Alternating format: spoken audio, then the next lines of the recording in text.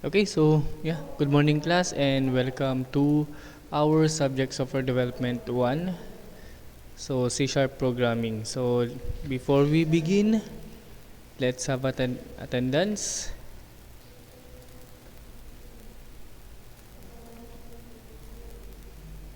So today is October 21.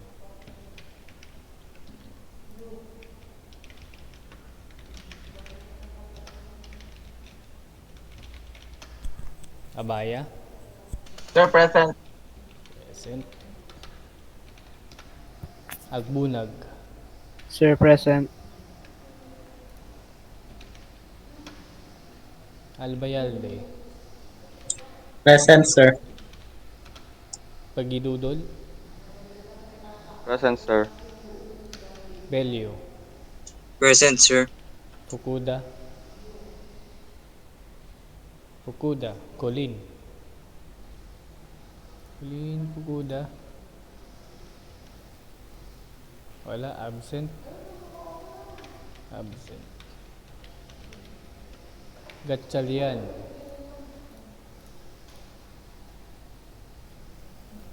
Henry, Gatchalian, wala, absent, or baka mamaya pa. Sir, nawala ata yung net nila. Sir, present. Gongora. Sir Fukuda, present. Fukuda, present. Sir, nagwala ata yung kay Kon. Kay Jenry, nagwala yung net nila. Sir, meron na ako. Nawala yung internet, sir. Si Gendry, Yes, sir. Present, sir. ayun, Nawala yung internet, sir. Sorry. Gendry. Kala ko Henry, Gendry pala yun. Okay, Madayag, Junmay. Junmay Madayag, wala. Uy, 3 araw na. 3 weeks na siyang hindi nagpaparamdam. Marquez. Present, sir. O, Mitrado. Present, sir. Kala ko late na naman eh. Navarro. Sir, present. Okay. Palisok. Palisok. Brayon. Brayon. Wala ata, sir. Wala. Uy, 3 weeks na. Para makita nyo. Ayan o.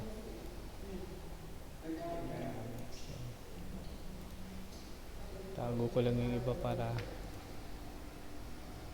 Okay. Next. Uy. Ni isa wala si Palisok. Hindi siya pumasok. Taradel. Sir, present. Always present. Torres. Present, sir. Always. Abenoha. Present, sir. Pangawil. Present, sir. Cave. Sayla.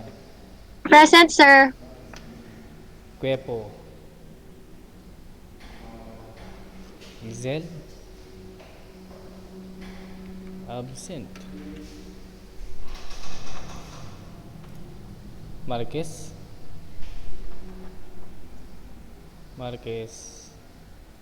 Chumilet. Absent. Montalia. Justine Montalia. Uy, absent din. And Villanueva. Present po, sir. Okay, so yung absent ngayon, si Madayag, Palisok. Wala na si Palisok, hindi na pumasok. Cuepo, Marquez, and Montalia.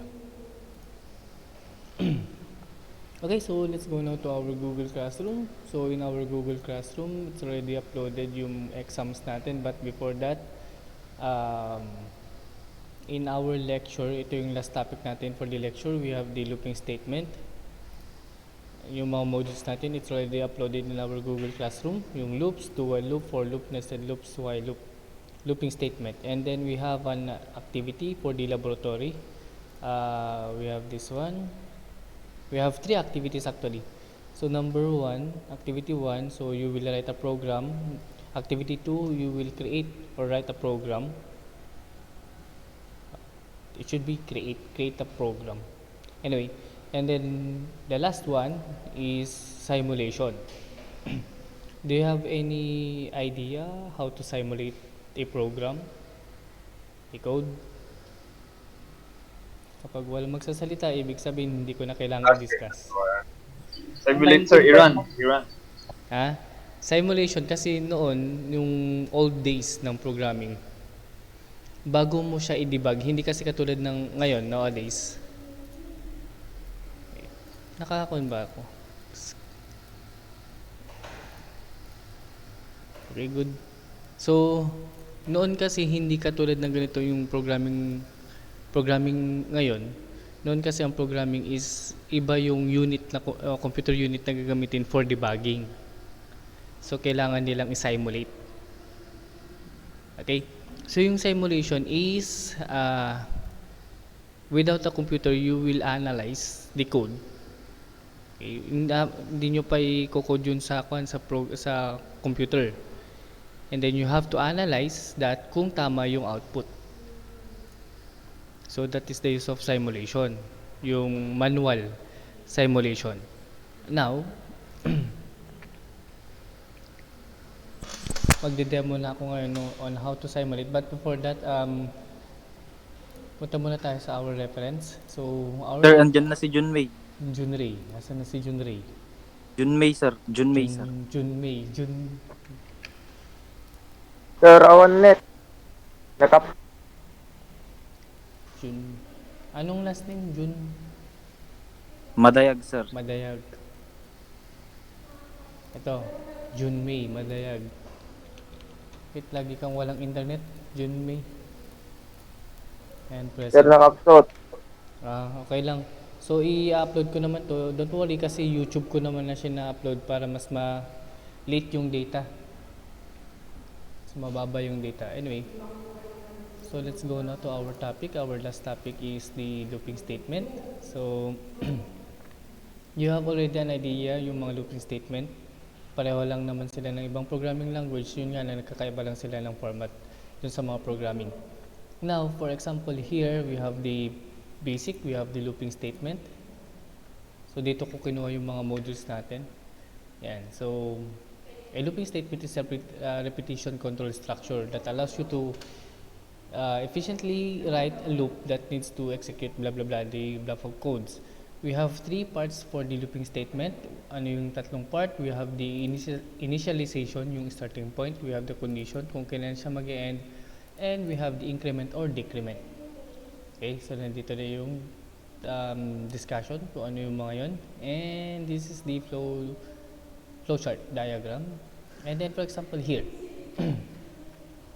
Okay, so let's have a simulation here.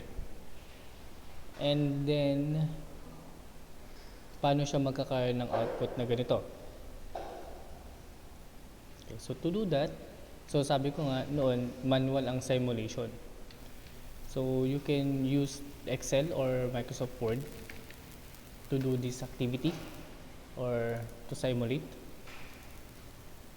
During Kwan nga, ang ginagamit namin is during my college days, yung ginamit namin is yellow pad. So inabot kami ng 10 pages na yellow pad noon. Gawin ko kaya sa inyo yun. 10 pages na yellow pad.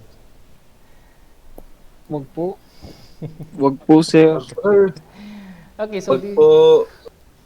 matatalino daw kayo, dapat pahirapan. Sinagsabi, sir. Oh, marami nagsasabi na matatalino mga koi. Nako po, sir. Scam yan, sir. Scam. Haka-haka lang yan, sir. Okay, so ganito yung simulation. At least you have an idea kung ano yung simulation. So the manual simulation, you will analyze the code. So for example, this is our code. So dito tayo mag-start. Dito. Yung body of the program. So first we have the looping statement. So for loop. pwede mong lagyan ng for loop na ganyan, na indication na nasa loob siya ng looping statement. And then tab, and then we have the variable here, int a. Yan. So a will have a value of 10. Yun yung initialization niya. Ito yung starting point niya. Okay? And then you have the condition dito. Palitan ko na lang siya. Ilagay ko lang dun sa program simulation.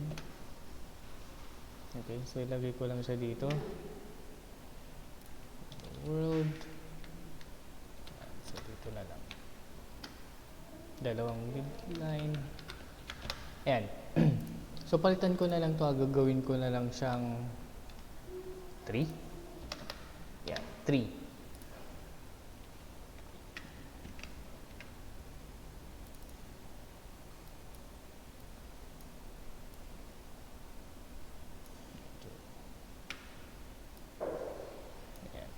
So yun nga, like I said, we have to focus dun sa body of the program.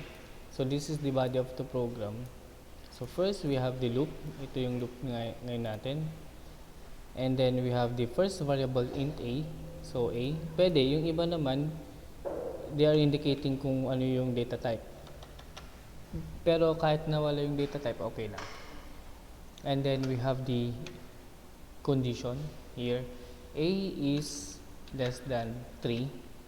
And then you have to put ngayon yung value of a, which is 10.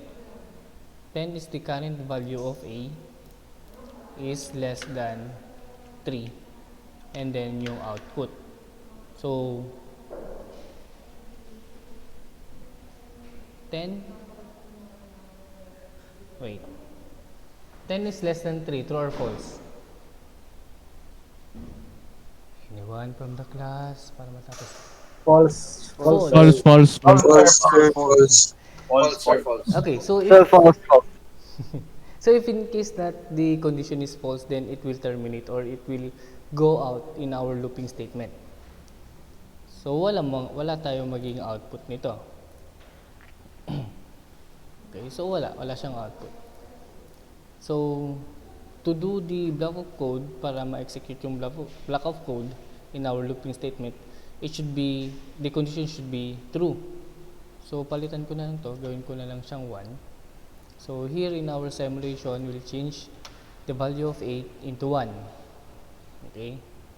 Para magkaroon siya ng output. Now, a is less than 3. So 1 is less than 3. Now the result is true.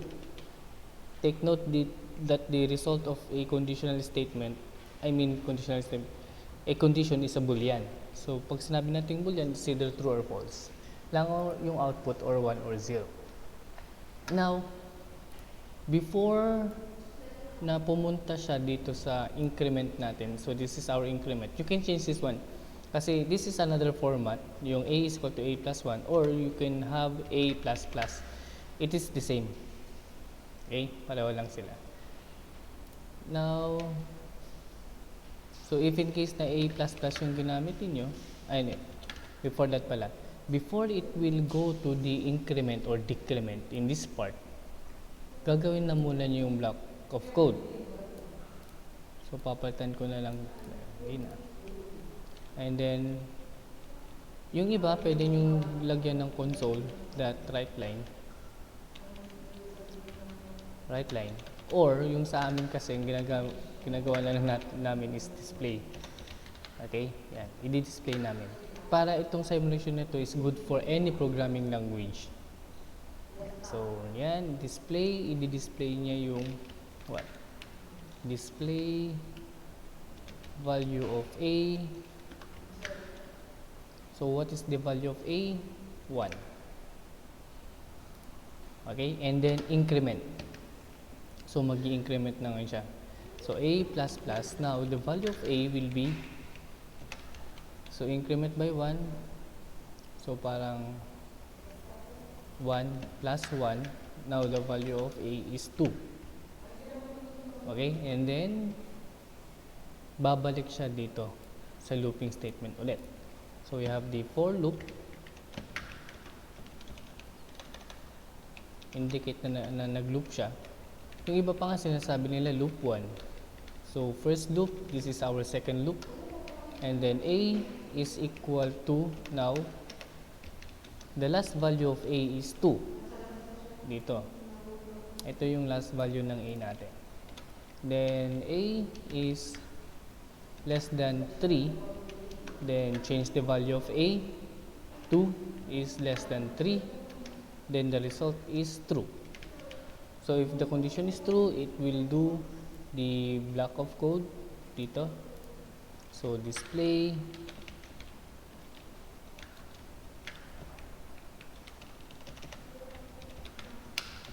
value of A 2. Okay, then increment. So mag-increment na nga siya. So A plus plus. So now the value of A is, the last value of A is 2 plus 1. Now the value of A is 3. Diba? Now, babalik ulit siya sa looping statement. So, this is our third loop. For loop 3. So, A. So, last value of A is 3. Then, we have a condition. Ito magka-condition na ngayon tayo. So, we have A is less than 3. Change the value. Yung A natin. So, the value of A, the current value is 3. Less than 3. So, the result is true or false? Class. False, sir, false. False, false. Okay, False. false. False, sir, false. So, once the condition is false, pwedeng sabihin mo na lang na stop or terminate. Okay? Ganyan yung simulation. So, now, the initial output for the simulation, so this is the simulation part. Ito. Then, for the output,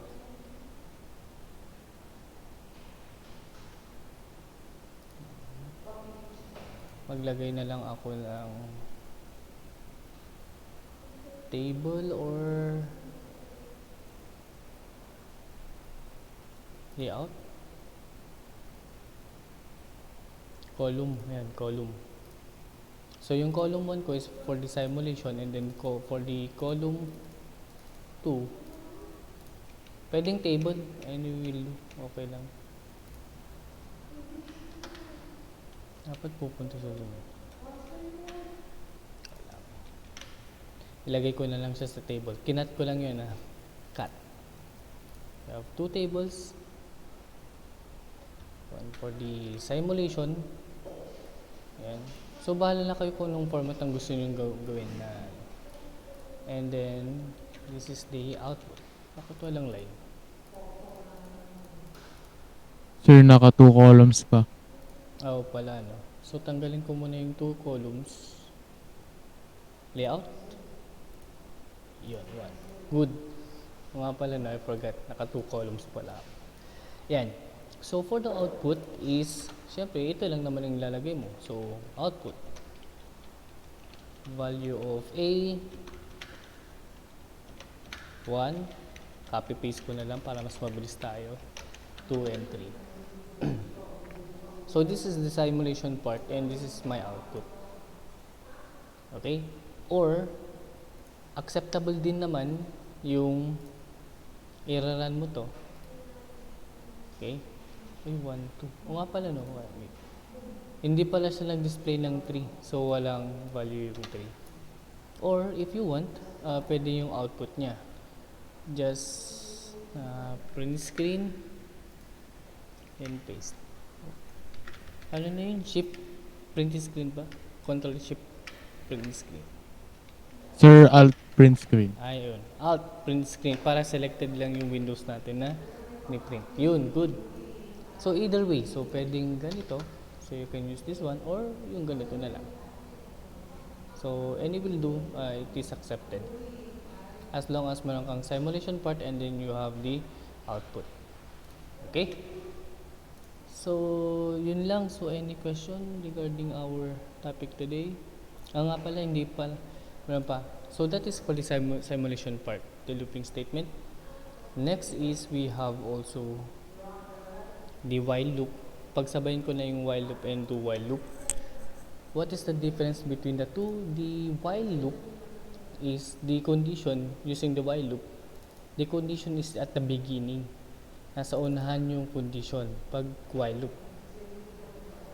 Okay? So for example, here nandito yung condition natin. But if you will do you will be using the do while loop, and the condition is at the end part. Nasa last part yung condition niya. So what is the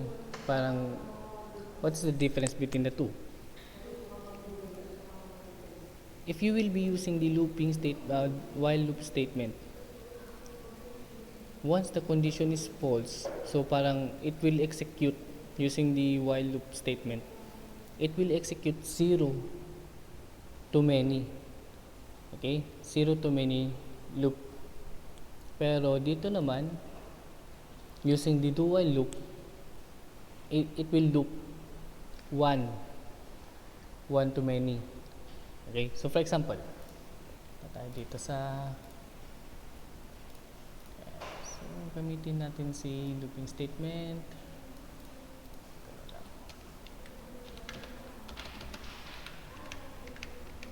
Copy paste ko na lang para mas mabilis tayo.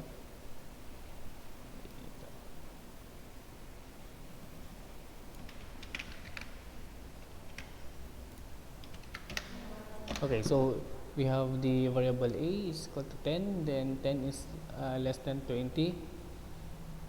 Okay, so meron siyang looping statement dito, I mean condition. So meaning it will display what? From 10 to 19 kung hindi ako magkamali. Yan.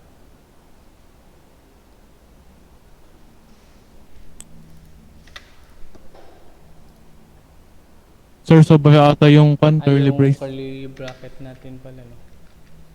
Curly brace. Yun. So, 0 to 19 because this is less than 20. Okay? Yung sinasabi ko kanina, once that this is false na yung condition natin, if you will notice, magiging false to kasi 10 is greater than 20, that is false. So, we don't have any output. Right? That is for the while statement. Now, using the do while statement, this one, copy lang natin to. Okay. Siguro sakto na to. Ito naman yung do while statement natin. So, same, if we'll run this one, so 10 to 19. But, if we'll change the condition into false, magiging false na ngayon yung condition natin, what will be the output? Any guess? 10? 10. Kasi kung titignan nyo, if you will simulate this program, so first value of A is 10, so it will display the value of A, which is 10. Yun. So, meron siyang output. So, ibig sabihin nun, i-execute niya yung block of codes, yung looping statement natin once, kahit na mag-false yung condition natin because the condition is at the last part. So, that is the difference between the two. Okay? Yun. Tapos, we have also the nested loops. For the nested loops naman, a loop inside a loop. So, this is an example of the pwedeng for loop. Yan. So we have the looping statement, and then inside the looping statement we have another looping statement. So that is the loop, nested loop. But be careful of using yung mga looping statement kasi minsan, okay, noon kasi, delikado ang looping statement. Noon, yung old computers. Bakit? Kasi pag nag-infinite loop ka, kasi hindi mo maiwasan kapag hindi mo siya isa-simulate, hindi mo siya i-analyze, hindi mo makikita kung infinite loop siya. Okay? Kung nag-infinite loop yan at mababa ang computer mo, maghahang yung computer mo kasi ginagamit niya yung memory. And nowadays, meron ng capable yung operating system, for example the Windows, that it will limit yung na tapos it will automatic terminate the program kung masyado siyang gumagamit ng memory. Yun. Pero noon, delikado tong looping statement because of the infinite loop. Okay, so yun lang. So do you have any question regarding our topic today? Take note na in our Google Classroom, one of our activity is simulation. Yan, so you need to simulate this one. Actually, ito yung example ko kanina, pero yun nga lang, 1, 2, 3. I mean, 3 lang yun nandito, condition natin. But in our Google Classroom, our activity is until 20. So you have to simulate until 20. And then, in your exam nga pala, for the prelim exam, for the lecture, fill in the blanks and then enumeration. Yan. Nandun naman sa mga modules yan, hindi naman namin ma-check kung mag-cheat kayo. Diba? So, basically, i-open nyo lang yung notes, yung mga modules ninyo, and then you will answer the fill in the blanks and yung exam. But, in our laboratory, so this is your exam for the laboratory, it's a combination of the looping statement and conditional statement. Yan. Okay? If you are familiar with the odd numbers lang naman siya. Okay, so we have the looping statement dito. N is equal to 1 and n is less than 99 plus 1. So that is equivalent to 100. And then we have increment n. Then the modulo will get the remainder. Sino yung walang remainder, class? Yung odd number or yung even number? Yung 0 ang remainder niya. Odd number or even number? Even ba, sir? Even ba? Hindi ba odd? Yun. Pag even number is meron siyang ito nakalagay dito. Pag hindi, for example, for the odd number, if it is not equal to 0, yung remainder is not equal to 0, ibig sabihin meron siyang remainder, that is an odd number. Pero pag 0 yung remainder natin, that is an even number. But then again, this is a simulation. And if you notice, that is 100.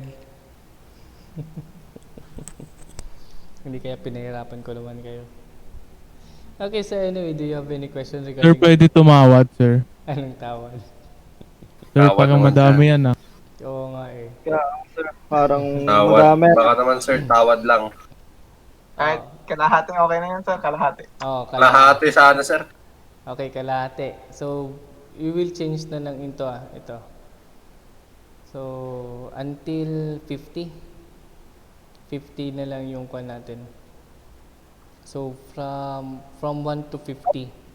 I-edit nyo na lang to So, Yes, sir. i-ano ko dito.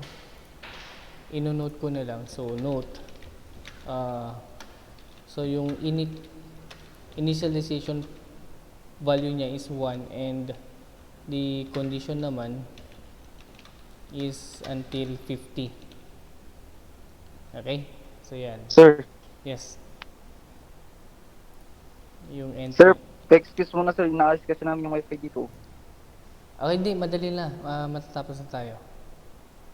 Ayun lang naman. Ayun. So, that is our exam. and our activities. Yun lang. Do you have any question? Okay, sir. Wala na? Wala pa naman, sir. Sir. Okay, good. So if you don't have any questions, so we don't need to meet na this afternoon kasi na-discuss ko naman na lahat, and then our Google Meet, it will be recorded and then it will be posted in our Google Classroom. So yun lang. Okay, sir. Okay, so goodbye and have a lunch. Goodbye, sir. Okay.